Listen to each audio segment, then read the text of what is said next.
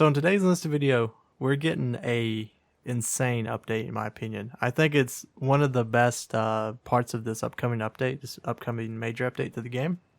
And it's a lot of things people have actually asked for to come to the game. So the first thing is you're going to be able to transfer weapons between campaigns. So if you have an MP40, for example, in the Battle of Moscow campaign, and you want to send that to Normandy or Berlin, you can. The only issue with this is that you'll have to pay with bronze orders, and right now they have not gave a number on how much it will cost. If it's insane, like 100 bronze orders to send over a weapon, maybe not worth on a like 1-star gun, but max star gun, it could be worth. As far as I know from reading the dev blog, it does not look like you have to have the weapon unlocked in the campaign you're trying to send it to be able to use it. So this could be a way to be able to get some pretty decent weapons very, very early on within the campaign. In my opinion, it completely depends on how much it's going to cost with the bronze order system. The next thing they're adding is boosted progress for newer players to the campaign. So if they're starting a new campaign, you'll be able to grind out the campaign faster for a limited amount of time.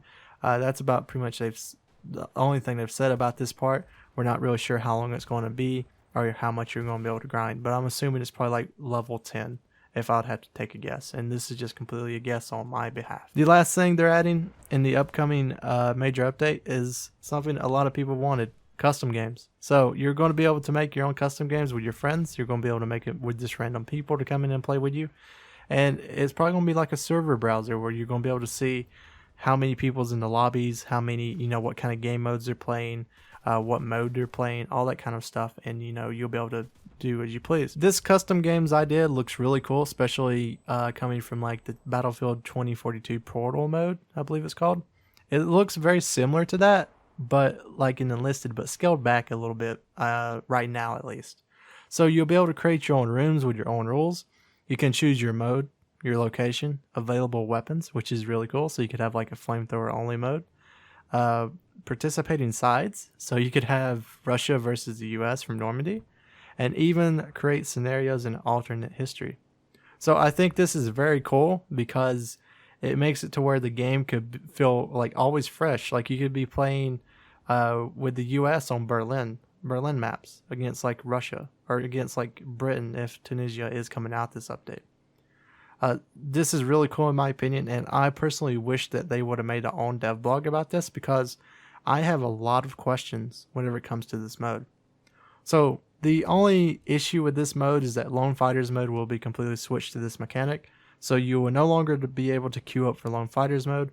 You will have to go find a Lone Fighters mode game within like the server browser. So here's some thoughts from the custom games idea from me.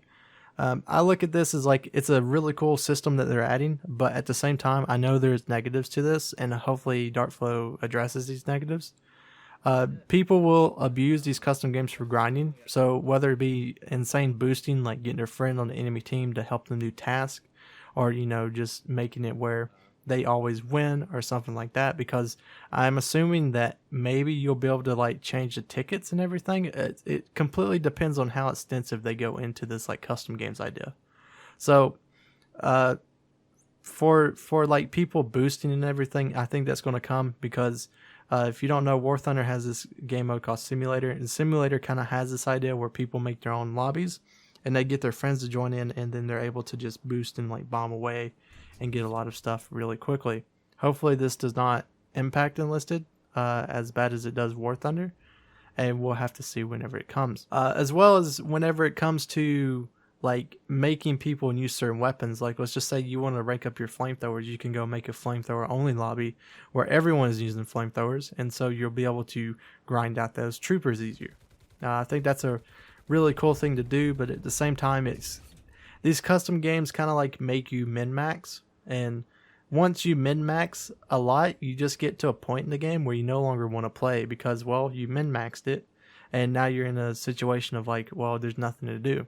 So we'll have to see how this custom games mode again goes. I mean, this is completely speculation on my side of what this custom game mode is going to be.